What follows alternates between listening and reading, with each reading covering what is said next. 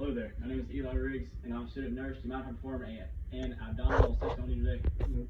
Alright, have you had any past injuries or surgeries with your abdomen? Nope. Alright, so to begin an assessment, first thing I would do is to make sure his bare skin is showing around his abdomen, just so I can have the best look.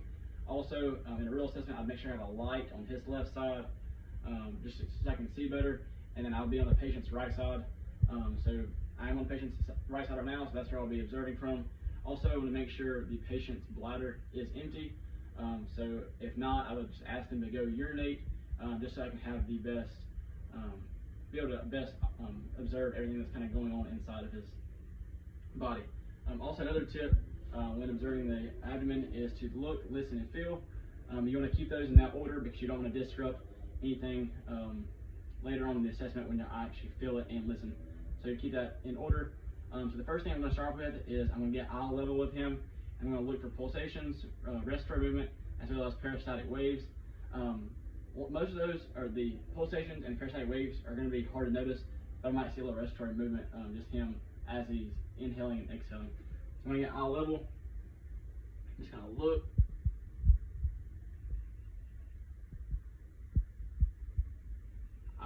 I do notice a little bit, a very slight pulsation just around his aortic area of his chest. Respiratory movement, I do notice that he is exhaling, inhaling, which is obviously normal. But I did not notice any peristaltic waves. So all that is normal. I didn't notice any abnormalities as he was doing that and as I was looking.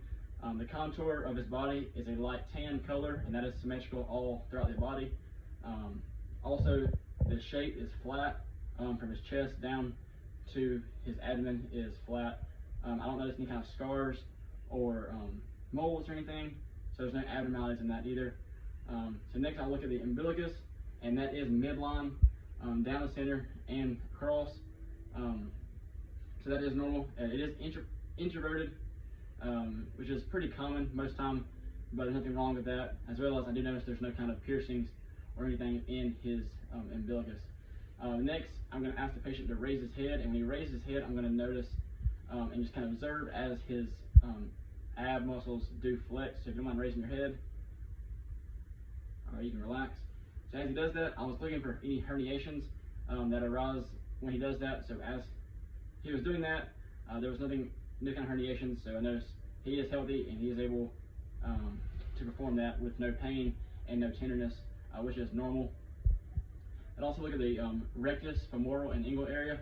So just observing that, I'm not going to do it in the actual patient because I don't want to have to undress him anymore, obviously, because I'm not in the actual hospital setting. But I would just look at each one and just kind of observe and kind of look at it and just make sure there's no abnormalities that I've noticed just from observing with my eyes, no kind of anything to do with the skin or any kind of masses on the skin. So next I'm going to auscultate, and when you auscultate, you kind of divide his abdomen into 4 different quadrants. You have your right upper, right lower, left upper, left lower. So we always start in the right lower and kind of work our way around, and we're going to feel 3 spots in a zigzag motion in each of the 4 quadrants, so 12 total. I'm going to listen 12 total times, and when you place the stethoscope in your ears, you want to place it where the earpieces are facing forward, like towards your nose, so it kind of goes in your ear and aligns with your ear canal so you are able to hear the best. So I'm going to do that. If you don't mind just constantly just kind of taking deep breaths in and out as I do this. I'm going to start in the right lower and work my way around.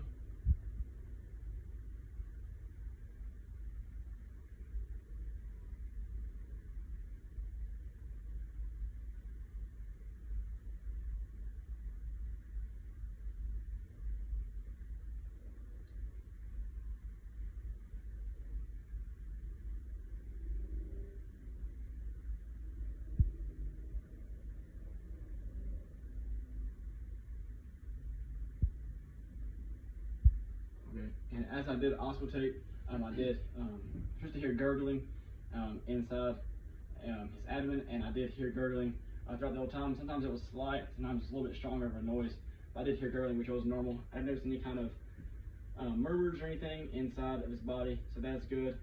Next, I'm going to auscultate the aortic and renal. I would do the iliac and the femoral, but I don't want to obviously, make the patient uncomfortable because I'm not in an actual hospital setting. So I'll go for the aortic. Just take a deep breath. And then renal on both sides. Okay. And when I auscultate those, I kind of just look for any kind of bruise, and that's just kind of any kind of swishing noise. And so I didn't hear anything like that, so it was just completely quiet, other than his heart beating. So that is normal. Next, I'm going to percuss the four quadrants of his abdomen. So I'm taking my finger, and instead of tapping, I'm going to do this here. I'm going to feel for dullness on organs, and it should have a resonance over like muscles.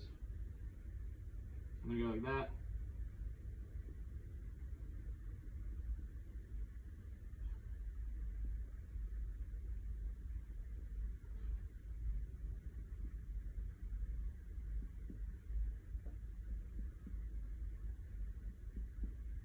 Alright, so over the muscles and the organs, it was a little more dull, and then as I got up to the upper quadrants, it did have a little more of a resonant sound as I was going to his lower ribs, as it should, so there was no abnormalities there. Next, I'm going to look at the liver span. So what I'm going to do is start right below his chest, and I'm going to go down until I feel it become dull, and I'm going to mark that with a pen.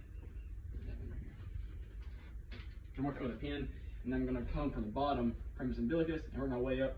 And once I hear dullness again, I'm going to mark that, and I'm going to measure the distance from that, and that is just will be his liver span.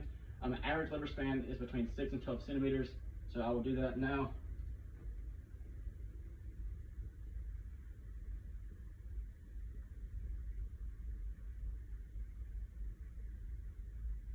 Okay, so right there.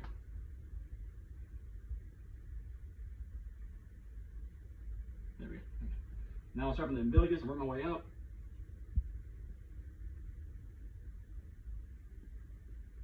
Okay, so right there it did change.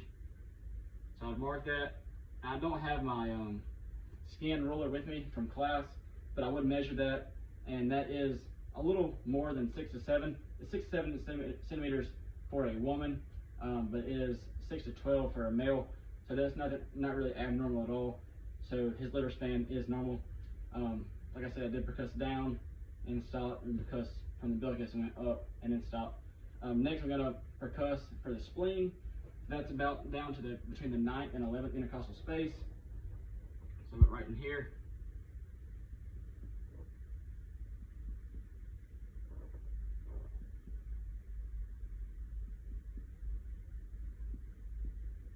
Okay, and as I did that, I did hear a dull sound, as I should. There's no abnormalities there. Next, I'm going to percuss the gastric air bubble. So I'm just going to come around his body.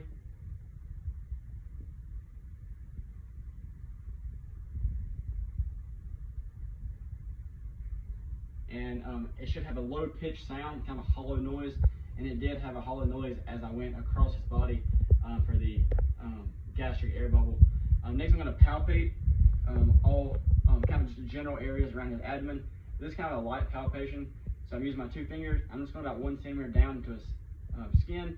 So I'm just going to see if it kind of feels tender. I'm going to watch his facial reactions and see how he reacts to it. So as I'm just pressing down,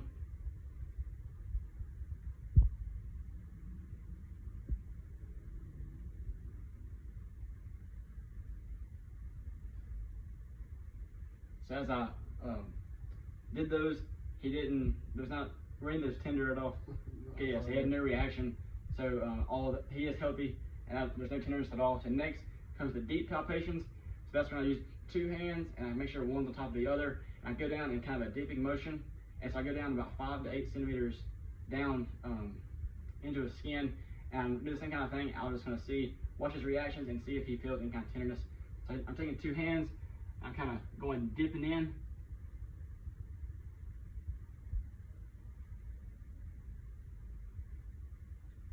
So you didn't feel tender at all? So after watching his reactions, I didn't notice any kind of tenderness. So that is good, and there's an abnormality, and the patient is healthy still in that area. Next, checking the right kidney, I'm going to use the duct bill. So I'm going to place, place my hand, lean up just a little bit. I'll place my hand underneath. You can lay down now. I'm going to place the other hand right here, and I'm going to press up with my bottom hand, and then press down with the top one. And he's going to take a deep breath in and out, and then I'm just going to see if that feels tender to him. Just take a deep breath in, breath out. Does that feel tender at all? So his right kidney is good. I'm going to do the same thing, but I'm going to stay on this side of the bed. I'm taking my non-dominant hand and placing it underneath. All right, good. And take a deep breath in. Breathe out. Any kind of tenderness there? So the next I'm going to check for the spleen. So I'm going to go from this area again. It's a little bit higher up. I'm going to go in at an angle. So take a deep breath in. Any kind of tenderness there? So as I checked right and left kidney as well as the spleen, there was no tenderness there. So all those are in good shape. Maybe I'm going to do the hook method. So I'm going to kind of place my fingers at the edge of his rib cage, as well as when I place my non-dominant hand underneath his rib cage and kind of just press up and just kind of notice if he feels any kind of tenderness. So I'm going to reach underneath and take a deep breath in. So I'm placing my hands right there under his rib cage and kind of pushing up. Does that feel tender at all? As I kind of hook that. That is the hooking method. There's two methods, but that is kind of the most common, just to feel the rib cage, to feel it rising and falling as he does inhale and exhale. So that wasn't tender, so that's normal. No abnormalities in that. So that does complete the abdomen assessment.